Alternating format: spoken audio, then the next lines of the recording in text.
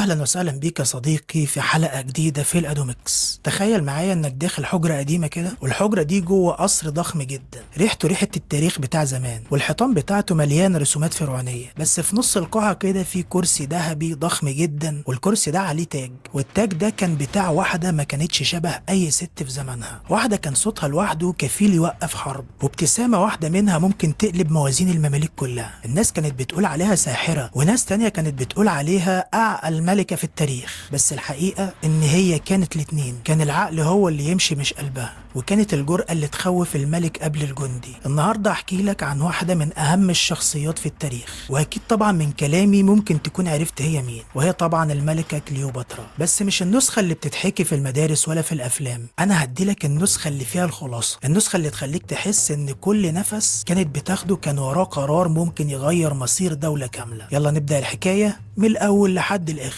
أول لحظة اتولدت فيها كليوباترا الدنيا حوالين القصر اتحركت بطريقة مختلفة. البنت دي ما كانتش مجرد أميرة، مصر أيامها كانت في قمة الصراعات للبطالمة نفسهم، والبطالمة في الوقت ده كانوا بيتخانقوا على السلطة، والشعب بين نار الفقر ونار الطمع. لكن الغريب إن الطفلة الصغيرة دي كانت قاعدة تسمع كل حاجة، كانت بتشوف الوجوه الجديدة، تلاحظ الكلام وتحفظ التفاصيل كلها، وكمان كانت بتتعلم لغات من وهي عندها 7 سنين، وبتسمع جدالات القادة، وكانت واقفة جنب أبوها وقفة رجالة وهي لسه طفلة في السن ده، وكانت بتتفرج على الناس وهي بتنحني قدام ابوها. وفي يوم ابوها قال لها جملة محدش نسيها لحد الآن، بيقول البنت دي مش هتبقى ملكة عادية، ده هتبقى آخر أمل للعيلة كلها. من اليوم ده كليوباترا عرفت إنها مش مجرد بنت عادية، عرفت إنها اتولدت علشان تلعب أخطر لعبة في العالم. وتعالى نحكي عن أخطر الألعاب اللي كليوباترا لعبتها، وهي لعبة العرش. لعبة لو غلطت فيها غلطة واحدة ممكن تتشال من الدنيا كلها. وأول ما كليوباترا دخلت سن المراهقة بدأت الصدمات دي مش كانت من الشعب ولا مع حلفاء بره، لا بالعكس، الصدام ده كان جوه بيتها نفسه، كان مع اخوها بطليموس الصغير. القانون وقتها كان بيقول ان الاخ والاخت يحكموا سوا، لكن الحقيقه ان الاخ كان مجرد ديكور عادي، والناس كلها كانت شايفه ان كليوباترا هي اللي تقدر تحكم بالعقل. بس المشكله ان المستشارين والكهنه كانوا عايزين طفل يحركوه براحتهم، مش بنت فاهمه كل حاجه زي دي. وفي يوم حصل اول انفجار. كليوباترا دخلت الاجتماع الكبير وقالت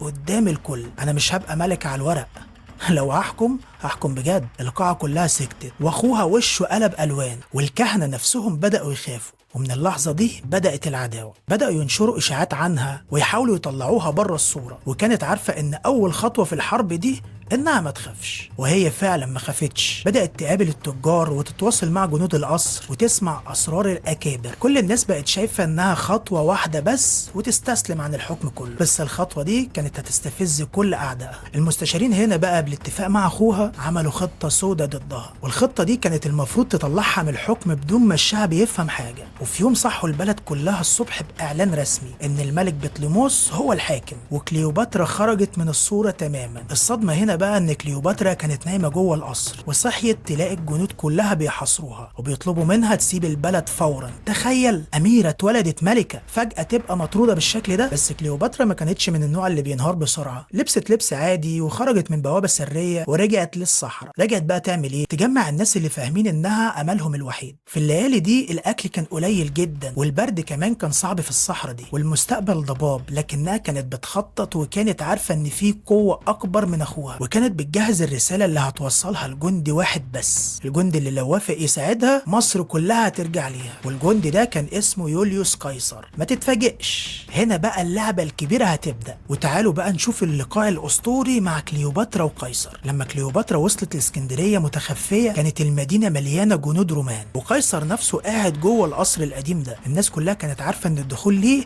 شبه مستحيل، لكن هي عملت المستحيل نفسه. الأسطورة بتقول انها دخلت ملفوفة جوه سجادة. لا احنا كده في فيلم خيال علمي بقى، ولكن الحقيقة أقوى من كده بكتير. هي دخلت ورا تجار كانت بتتعامل معاه من سنين، وفضلت ماشية وسط الجنود بخطوة ثابتة جدا لحد ما وصلت القاعة ودخلت. ولما عينيها قابلت عين يوليوس قيصر، الراجل هنا اتصدم، مش لأنها جميلة، لا اتصدم لأنها واقفة قدامه في عز الخطر ومفيش ذرة خوف واحدة في وشها. وقالت له كلمة واحدة بس، قالت له: أنا عايزة بلدي ترجع لي، ولو ساعدتني أبقى أهم حليف ليك في الشرق كله. الكلام ده كان كبير جدا جدا والجرأة في الكلام كانت اكبر. وقيصر هنا ضحك ضحكة صغيرة كده وبص للمستشارين وقال دي البنت اللي المفروض تحكم بجد. ومن اللحظة دي الحلف بدأ، واخوها بدأ يتعرش وياخد السلطة لوحده، ومصر كلها كانت داخلة على تغيير تاريخي. ورجوع كليوباترا ما كانش مجرد قرار سياسي، ده كان حرب. وقيصر امر بوقوف سلطات اخوها فورا، وده خلى انصاره يقلبوا على الرومان وتقوم معركة في شوارع الاسكندرية كلها. النار كانت في كل مكان والجنود بيجروا وصوت السيوف مال البحر، وكليوباترا واقفة فوق برج القصر تراقب كل ده، مش بعين ملكة، لا بعين حد بيسترد حقه. وبعد يومين من القتال يا صديقي قوات اخوها انهارت تماما، وهو نفسه حاول يهرب على ايه بقى؟ على مركب صغيرة. ولكنه يا صديقي الله يرحمه غرق. الاسكندرية كلها صحيت على خبر واحد، كليوباترا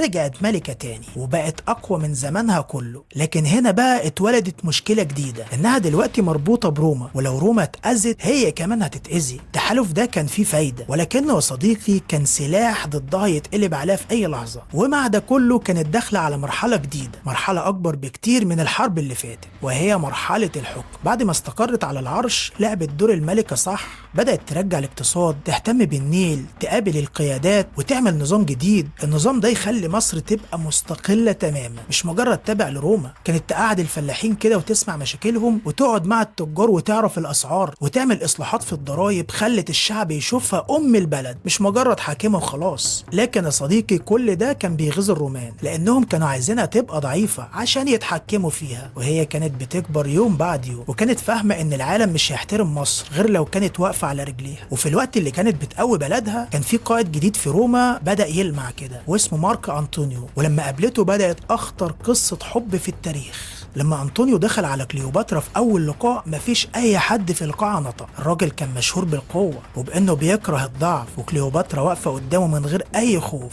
هي اديته استقبال أسطوري بصراحة، سفن عليها ذهب وولائم ورقص وجو يخلي أي حد ينسى نفسه. لكنها صديقي كانت بتلعب سياسة، مش كانت بتلعب عليه غرام وحب والكلام ده. ونيجي للنقطة اللي بعديها اللي أخطر من ده كله، وهي إن كليوباترا كانت عايزة حليف أقوى من قيصر، وده أكيد مش هيجي غير بأنطونيو، وهو نفسه اتعلق بيها بسبب ذكائها قبل جمالها. بدأوا يتكلموا ويتناقشوا ويتفقوا على تحالف يخلي مصر وروما أقوى دولتين في العالم. لكن العالم محبش الحكاية دي. روما بدأت تقول المصرية سحرته، وأنطونيو نفسه بدأ يتحارب من جوه مجلس الشيوخ. كانوا في الحقيقة رايحين لحرب، مش رايحين يحبوا في بعض. اوكتافيوس بقى حاكم روما الجديد كان شايف ان اتحاد أنطونيو مع كليوباترا تهديد لسلطته، ومن هنا بدأ يعمل حملة إعلانية ضدهم، ويقول لك أنطونيو باع نفسه لملكة أجنبية، ومصر سيطرت على عقل قائد روماني. الكلام ده ولع الشعب الروماني كله، والحرب خلاص قربت. أنطونيو وكليوباترا الاتنين مع بعض. ولكن الصدمة يا صديقي ان أنطونيو وكليوباترا جمعوا أسطول ضخم جدا، واستعدوا المعركة هتحدد مين هيحكم العالم، يعني يوم القتال التاريخي. ودخلوا بسفن وأسلحة عقلك ما يتخيلهاش، والرومان دخلوا عليهم زي الموج. كليوباترا طبعا هنا اضطرت تهرب بسفينتها علشان تنقذ نفسها، وأنطونيو لما شاف السفينة ماشية افتكر انها ماتت،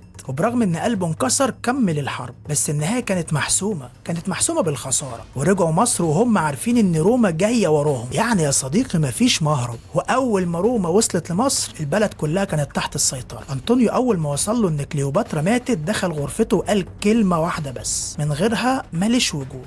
وللأسف يا صديقي طعن نفسه ومات على طول. ولما عرف ان كليوباترا لسه عايشة طلب يقابلها قبل ما تموت، وشالوه كده زي المرابعة وراحوا لكليوباترا. واول ما شافته قلبها اتقطع يا عيني. وللأسف أنطونيو مات بين ايديها. وبعدها روما طلبت منهم انها تستسلم، لكن هي كانت عارفة انهم هيذلوها قدام الشعب كله. وفي الليلة الأخيرة قعدت وحيدة يا حرام، بصت على كل اللي بنته وبصت على كل اللي خسرته، واختارت النهاية اللي تحفظ كرامتها، وسلمت نفسها لسم الأفعى، وماتت آخر ملكة حقيقية حكمت مصر. بعد موت كليوباترا روما سيطرت على مصر بالكامل. لكن اللي حصل بعد كده كان أغرب والله يا صديقي. كليوباترا ماتت بس اسمها فضل عايش. هل كانت ساحرة؟ هل كانت عبقرية؟ طب هل كانت ست تتحب للدرجة دي، ولا ملكة عادية بتحارب لآخر نفس وخلاص؟ الحقيقة يا صديقي والصدمة إنها كانت كل دول كانت نموذج لحد فاهم يعني إيه قوة، ويعني إيه قرار، ويعني إيه إنك تتولد في عالم مش راحم حد بس تطلع منه أسطورة. كليوباترا كانت آخر حد يفكر يحكم مصر كدولة مستقلة، وبعدها الدنيا اتغيرت. بس السؤال اللي بيظهر دايما بعد أي قصة، هل القوة الحقيقية إنك تمسك الحكم، ولا في إنك تعرف تحارب لحد آخر لحظة لو الدنيا كلها ضدك؟ وده يا صديقي كان سؤال آخر الحلقة، وهنا الخاتمة، وأنا كده دوري خلص.